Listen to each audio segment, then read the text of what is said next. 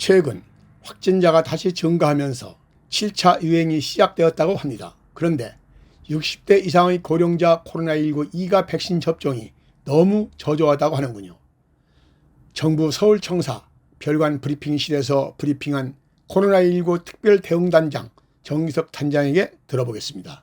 오늘은 다시 한번 고위험군의 동절기 코로나19 예방접종의 중요성에 대해서 말씀드리도록 하겠습니다. 최근 확진자가 다시 증가하면서 7차 유행이 시작되었습니다. 재원 중 위중증 환자, 사망자도 한 달 전보다 각각 1.6배, 2배 이상으로 증가하고 있는 추세입니다. 최근 일주간 코로나19로 인해 사망자는 319명에 이르고 있어서 하루 평균 45명의 우리 국민이 소중한 생명을 잃고 있습니다. 이것도 거의 2배가 한 달 전에 비해서 2배가 돼가고 있는 숫자이고요. 그럼에도 불구하고 이 사망자를 줄일 수 있는 코로나19 백신 접종에 대한 통계가 아직까지는 좀 실망스럽고 접종률이 매우 낮습니다. 이 그래프를 보시면요. 고령층의 예방접종률을 보시면 지난 4차 접종까지는 60.6%로 그렇게 낮지가 않았습니다. 근데 이번에 동절기 예방접종은 대상자 대비해서 12.7%입니다. 이 대상자는 4개월 안에 그전 백신을 맞았거나 4차든 3차든 간에 아니면 최근에 감염이 되었거나 하는 그런 숫자를 얘기하는 것입니다. 그래서 이 근래로 금년에 지금 독감 접종을 보시면 77%입니다. 65세 이상이긴 하지만 77%로 이렇게 높은 나라에서 지금 동절기 예방접종은 12%밖에 되지 않는다는 이 현실이 상당히 놀랍죠. 특히 지금 이 동절기 예방접종률은 그 미국 같은 나라에서는 지금 26%에 이르고 있기 때문에 60세 이상이긴 하지만 거기에 비해서도 굉장히 낮다. 그래서 사실 좀 우려할 정도로 낮기 때문에 오늘 이 말씀을 좀 드리는 것이고요. 독감을 보십시오. 독감이 지금 77%라는 굉장히 높은 숫자가 되어 있는데 실제로 연간 사망자를 보시면 독감은 이번에 코로나 때문에 독감이 줄기 이전에 2010년부터 19년 사이에 연평균 독감 사망자 숫자는 210명입니다. 그런데 금년에 지금 들어서 코로나19 사망자 숫자를 보십시오. 11월 14일 기준으로 2만 4천 명이고 금년 내로 아마 2만 7천 명 가까이 되지 않을까 정도로 추정이 됩니다. 100배가 넘는 것이죠. 근데 이 100배가 넘는 치명률을 가진 병을 예방하지 않고 독감에 더 지금 집중해서 예방을 한다? 뭔가 앞뒤가 맞지 않는 그런 현상입니다. 그리고 이 연령대가 높아질수록 코로나19는 아시다시피 치명률이 훨씬 더 높아집니다. 60대는 0.06%, 70대는 0.11%로 2배가 올라갑니다. 80대는 무려 그것보다 훨씬 더 높아서 1.03%입니다. 10배가 올라가는 것이죠. 그래서 특히 70대 이상은 치명률이 매우 높습니다. 그래서 고위험군은 특히 70세 이상의 모든 국민은 100% 이번에 동절기 예방접종을 꼭 받아서 자신의 건강을 지켜주시기를 당부드립니다. 통상 예방접종을 하고 나면 2주가 지나야 면역력이 충분해집니다.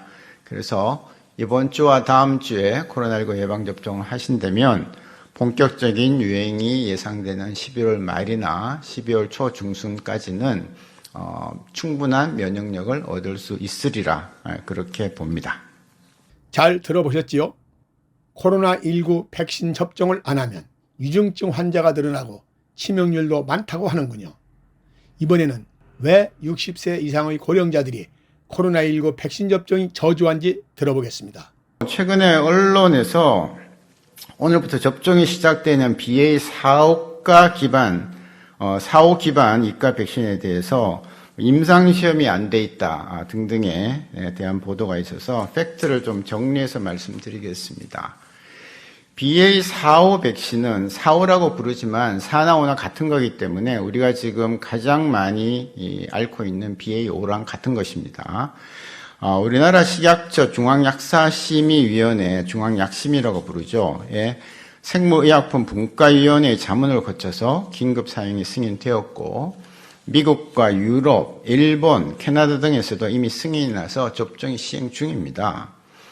우리나라 식약처는 오미크론 BA.1 기반 백신 임상 결과에서 나온 면역 원성이나 안전성 등을 BA.4.5 기반 이가 백신에 외삽하는 것이 가능하다는 자문위원회의 판단을 근거로 긴급 승인을 한 것입니다. 외삽이라는 것은 그 과학적 근거를 기반으로 결과를 추정하는 것으로서 의료나 통계 쪽에서는 많이 사용하는 방법입니다. 즉 이 BA.1이 됐든 BA.4.5가 됐든 거의 재료가 동일합니다. 딱 하나 다른 것은 BA.1과 BA.4.5의 아주 작은 mRNA 염기 서열의 변화가 있을 뿐입니다. 우리가 백신을 맞으면 비를 피하는 것과 같은 그런 식으로 감염을 피한다고 생각을 하죠.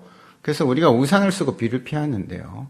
이 BA.1과 BA.4.5의 차이라는 것은 우산의 모양이나 이런 데 차이가 있는 것이 아닙니다. 기능의 차이가 있는 것도 아닙니다. 다만 굳이 차이가 있다면 우산 손잡이의 모양이 약간 차이가 날 듯 말 듯.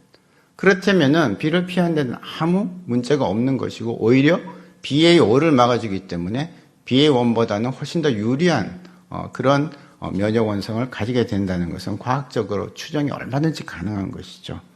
예, 그래서 실제로 임상시험이 필요하지 않다는 거고 그것 때문에 미국, 캐나다, 일본, 유럽의 각국에서는 BA.2.4.5 백신을 우리나라하고 동일한 조건으로 대규모 임상시험이 없이도 지금 승인을 해서 맞고 있는 것이고 미국에서는 아까 표에서 보셨지만 이미 3천만 명 이상이 어른 아이 할 거 없이 3천만 명 이상이 BA.4.5 백신을 이미 접종을 했고 아직까지는 특별한 이상 반응이 다르다라는 것에 대한 보고가 없습니다. 우리가 매년 맞고 있는 독감 백신을 그때마다 임상시험을 할까요? 그렇지 않습니다. 저도 금년에 독감 백신을 맞았지만 임상시험 없는 백신을 맞았습니다. 역시 마찬가지로 약간의 그런 손잡이의 변화가 있는 정도의 우산 가지고는 비를 피하는데 아무 차이가 없다. 안전성이나 면역 원성에서 차이가 없다라는 그런 외삽이 가능하기 때문에 그렇습니다. 그래서 모쪼록 BA.4.5 백신 임상시험을 안 했다는 그런 그래서 이제 못 믿겠다는 그런 주장은 백신의 과학하고 관련 그 절차를 제대로 이해를 하지 못하고 있는 것이다라고 말씀을 드립니다. 그래서 국민들께서는 안심하시고 BA.4.5 기반이든 아니면 BA.1 기반이든 지금 접종 시작한 백신, 이가 백신을 다 해당되시는 고위험군들은 다 맞아주시라 그렇게 부탁을 드립니다. 여러분 잘 들어보셨나요? 60세 이상의 고령자들은 유언비어에 현혹되지 마시고 동절기에 코로나19 2가 백신 접종에 동참해 주셔서 동절기에 코로나19로부터 안전하게 지내시기를 부탁드립니다.